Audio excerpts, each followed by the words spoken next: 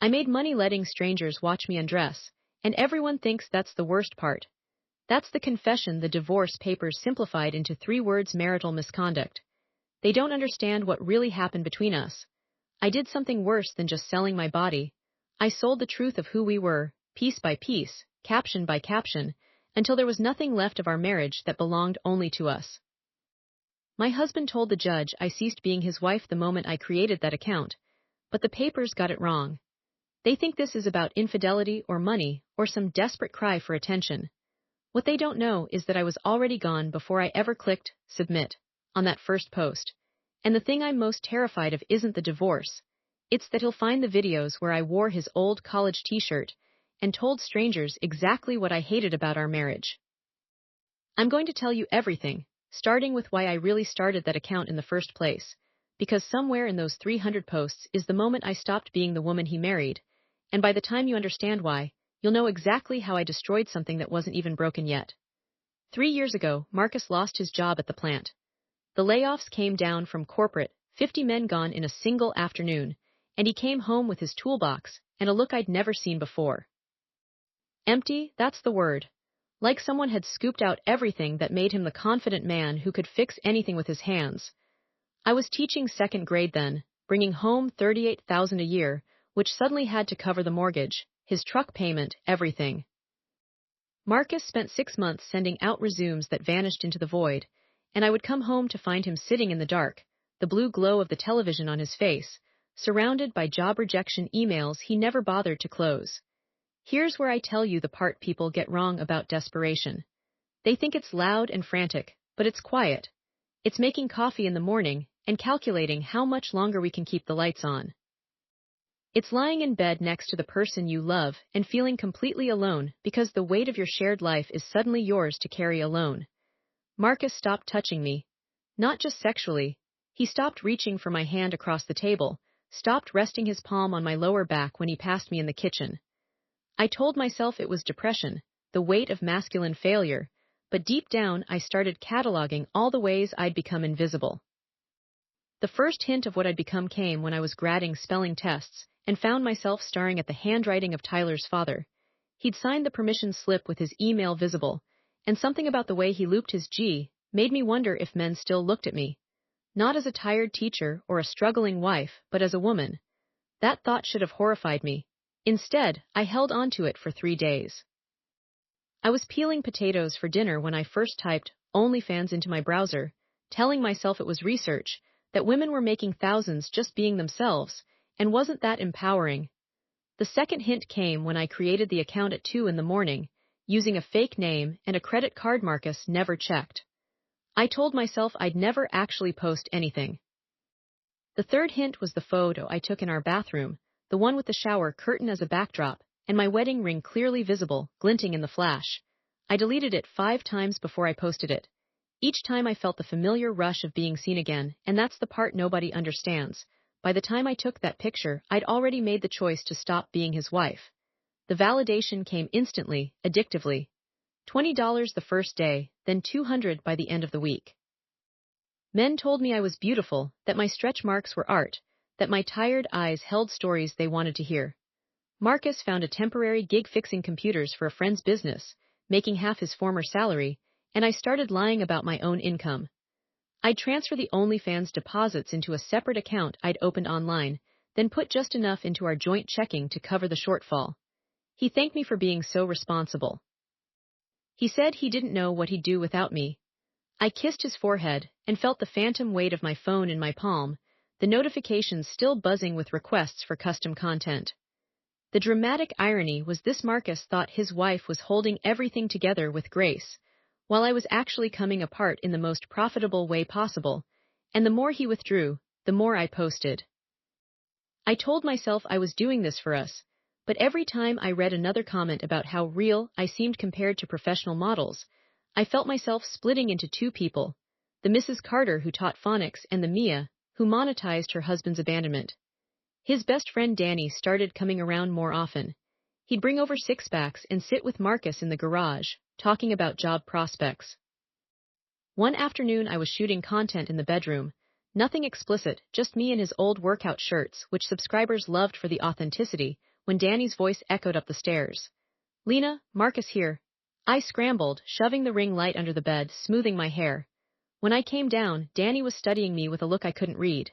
He'd seen the truck in the driveway, knew Marcus wasn't home. I babbled something about grabbing papers upstairs, and his eyes flickered to my hands, which were shaking. He didn't say anything, but 2 days later he sent Marcus a link to a missing job posting with a note, "You okay? Seems quiet over there." I intercepted the text because Marcus had left his phone on the counter while he showered. Suspicion wasn't even about me yet. It was about his friend disappearing into depression, but I felt the first real consequence of my secret eye was monitoring my husband's communications like a prison guard, and the paranoia tasted like metal on my tongue. Then the truth bomb dropped at the worst possible moment. Marcus was offered a position at a new tech startup across town. The salary was decent, the benefits good. He came home beaming, holding the offer letter like a winning lottery ticket. We opened a bottle of wine we'd been saving, and he said, "We made it through, baby. We made it." I should have been relieved. I should have deleted the account that night. Instead, I felt panic rising in my throat because the OnlyFans income had become addictive, not the money but the power. I was making more teaching, and for the first time in our marriage I had something that was mine alone. When he went to bed, I posted a celebration video, monetizing his happiness without his knowledge. That's when I became defensive. That's when I started telling myself that if he loved me, he'd understand that I needed this secret space to feel alive. The discovery happened on a Tuesday. Marcus was setting up automatic payments for the new job's payroll and needed to verify our routing numbers. He asked to borrow my laptop because his was updating. I handed it over without thinking, my brain foggy from staying up until 4 a.m. responding to messages. 3 minutes later, the room went silent in that specific way that means someone has stopped breathing. He was staring at my browser history, at the dashboard that had auto-populated when Chrome remembered a password. The earnings page showed $287 for the month. The profile picture was me, in our kitchen, wearing the apron his mother gave us for our wedding. He stood up so slowly, like his bones had turned to glass. "I can explain," I said, and those 3 words were the first lie because I couldn't. Not really. He didn't yell. He just looked at me with a kind of exhausted clarity and said, "You turned our life into pornography." I became defensive immediately, launching into the speech I'd rehearsed in my head 1,000 times: the financial desperation, his depression, the burden I'd carried alone. I made it sound noble. I told myself it was mostly true. But the part I left out, the part that would come later, was that I'd been posting for 6 weeks before he ever lost his job, that the account was created during a fight where he'd called me boring, that I'd never once considered telling him once we were stable again.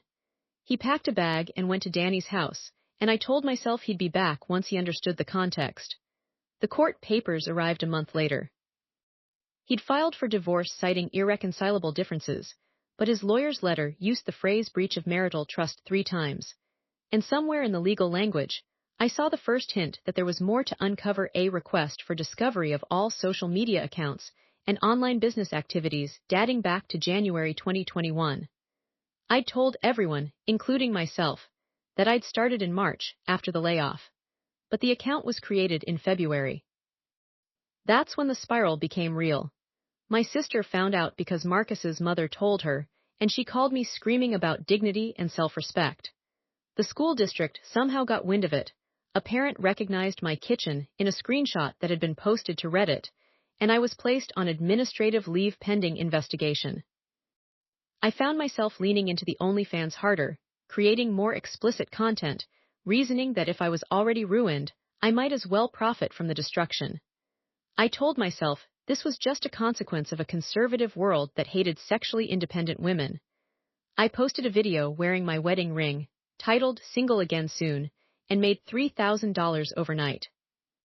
The validation had become my only source of self-worth, and the fact that I knew exactly how broken that made me only drove me deeper. Defensive justification became my entire personality. When my mother cried on the phone, I told her Marcus had abandoned me first emotionally. When the school terminated my contract, I ranted online about puritanical institutions. I found myself having 2 conversations simultaneously: the public one where I was a liberated woman wronged by a possessive husband, and the private one where I stared at the ceiling at 3 a.m. and couldn't recognize the person I'd become. Danny called me drunk and said, "You know he was going to therapy, right?" trying to get his head right for you. I hung up and blocked his number, then posted content using the tears still wet on my face, captioned crying and thriving. The subscribers loved it. Then came the confrontation that shattered whatever narrative I'd constructed. Marcus showed up at the apartment I'd rented with my earnings. Ironic, that, and he wasn't alone. His therapist was with him, a stone-faced woman who held a manila folder like it contained nuclear launch codes.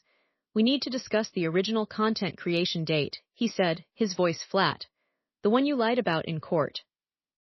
I started to spin my defense, but he held up his phone showing a screenshot from February 12th, a full month before his layoff.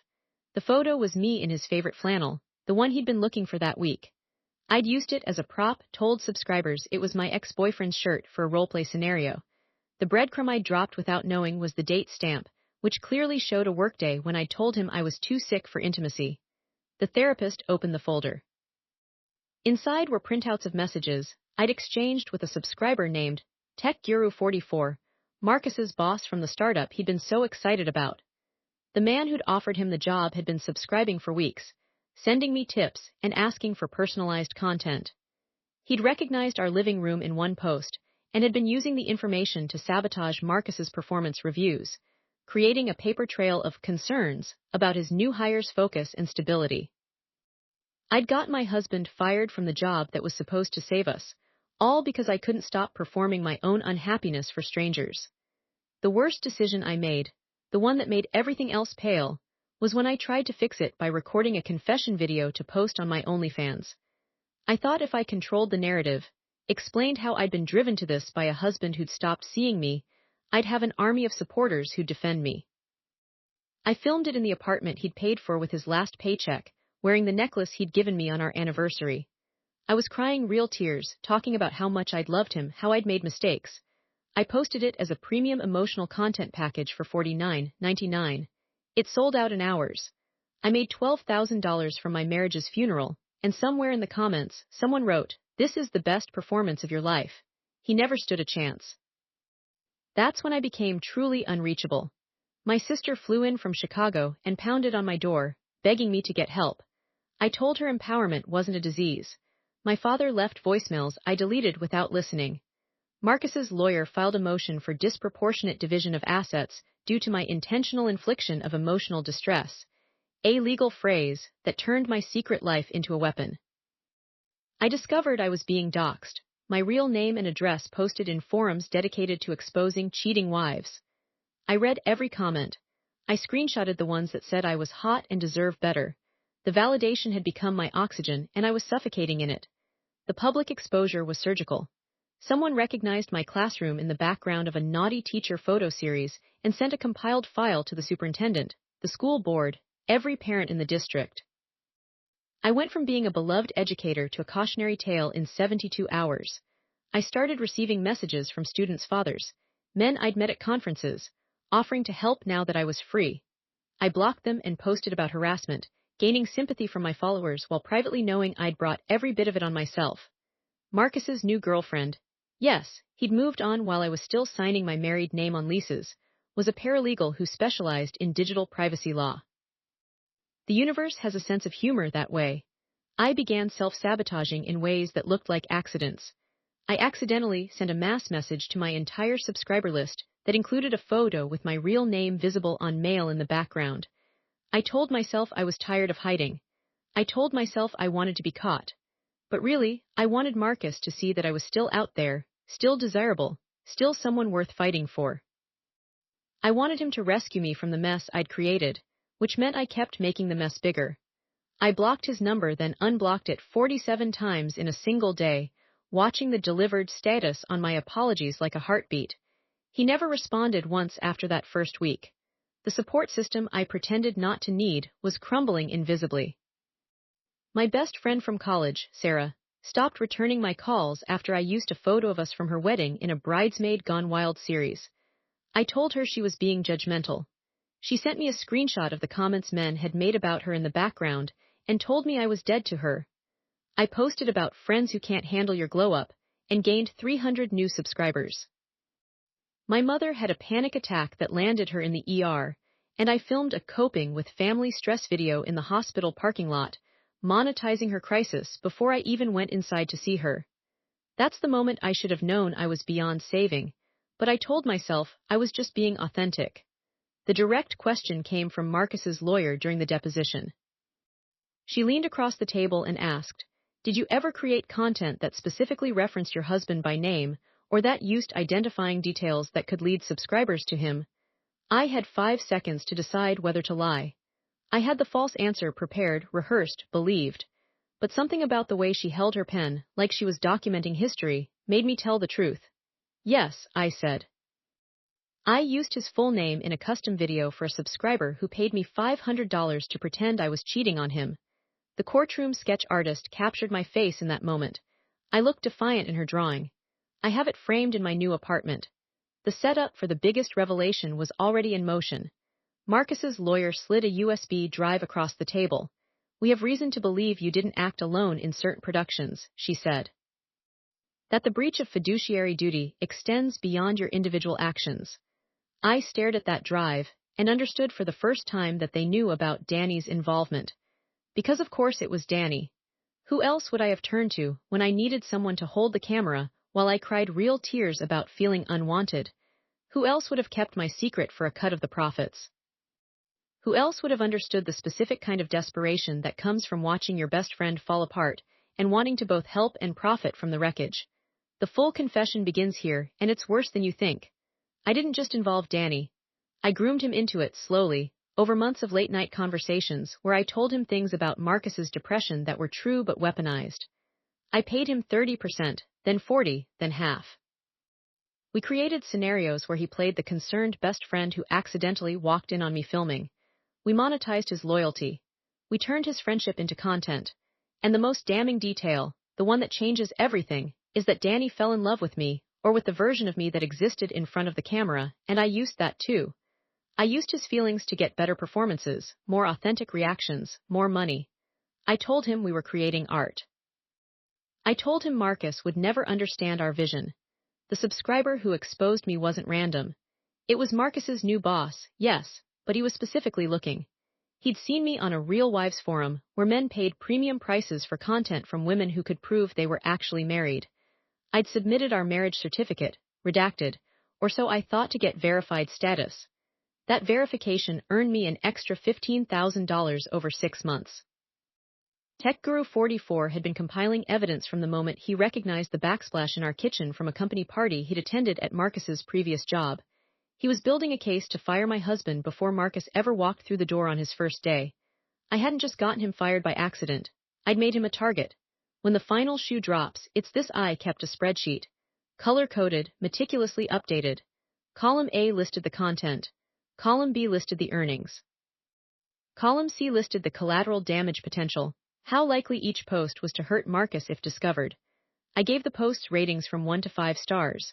The ones that used his clothes, his stories, his insecurities earned the most money and got the highest ratings. I was actively calculating how much my husband's pain was worth, and finding that the more personal I got, the more subscribers paid. I told myself I was just giving the audience what they wanted.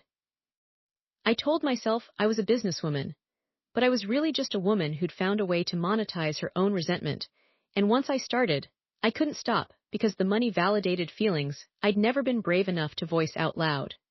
The aftermath is a geography of destruction I navigate daily. I live in a studio apartment above a liquor store, paid for with the last installment from a settlement that awarded Marcus 80% of our assets. The judge called my actions a deliberate and sustained campaign of marital identity theft. I lost my teaching license permanently. The only job I could get was managing social media for a nightclub that doesn't care about my past, which means I spend my nights taking pictures of drunk college girls and my days blocking men who recognize me from my old content. My mother speaks to me in the stilted voice she uses with telemarketers. My sister sent a check for therapy with a note that said "get well or don't come to Dad's funeral." I still haven't cashed it. The social dimension is its own special hell. Someone created a before-after meme with my wedding photo next to a screenshot from my content. It has 400,000 shares. The comments alternate between calling me a whore and asking for the link. I have a secondary Twitter account where I argue with strangers about sex worker rights, but I never correct them when they assume I was empowered. I can't. The truth is too specific, too ugly, too entirely my own fault. Marcus's new fiancé posted their engagement photos last week. I zoomed in on her hand to see if the ring was the one I helped pick out. It wasn't. He'd started over completely. The unexpected consequence I never anticipated is that I can't stop checking the account. I deleted it legally, turned over all passwords as part of the settlement, but the internet is forever and there are archives. I pay a woman in the Philippines $5 an hour to search for reposts and file takedown notices, but I also have her send me any new comments. I tell myself it's about control, but really it's because those strangers are the last people who knew me as a desirable woman. They don't know about the spreadsheet. They don't know about Danny. They think I'm a fantasy, and I've discovered I'd rather be a lie that's wanted than a truth that's broken. The moment of genuine self-awareness broke through at 3:30 in the morning, when I was editing a promotional video for the nightclub and caught my reflection in the monitor. I had the same expression Marcus wore the day he came home from the plant, the same hollowed-out look of someone who understands they've become a ghost in their own life. I finally saw that I'd done exactly what I'd accused him of. I'd disappeared. Only I'd monetized the vanishing. I turned my absence into content, my silence into a brand, my marriage into a subscription service. The empowerment I'd claimed was just a story I told to avoid admitting I'd been too cowardly to ask for what I needed, too cruel to stop once I saw the damage, too addicted to being seen to ever be truly seen again. Where I am now is a folding chair in a studio apartment, telling this story because Marcus's engagement announcement had a comment from someone I used to know. He deserves this happiness after everything. And for the first time, I didn't want to argue or explain or justify. I just wanted to finally tell the truth, the whole truth, which is that I had an OnlyFans account, and now he says I'm not his wife anymore, and the reason that hurts so much is because he's right. I stopped being his wife long before the account existed. The account was just the evidence of a much earlier crime, the moment I decided his inability to see me was a problem to profit from rather than a marriage to fight for. I sit here with my laptop and my truth and my still active spreadsheet that now tracks my takedown notices instead of profits, and I understand that the most expensive thing I've ever sold was the belief that I could ever be the victim of a story I wrote, directed, and starred in. The subscriptions have ended, the marriage is dissolved, but the performance continues because I don't know how to stop playing the role of a woman who needs an audience to exist.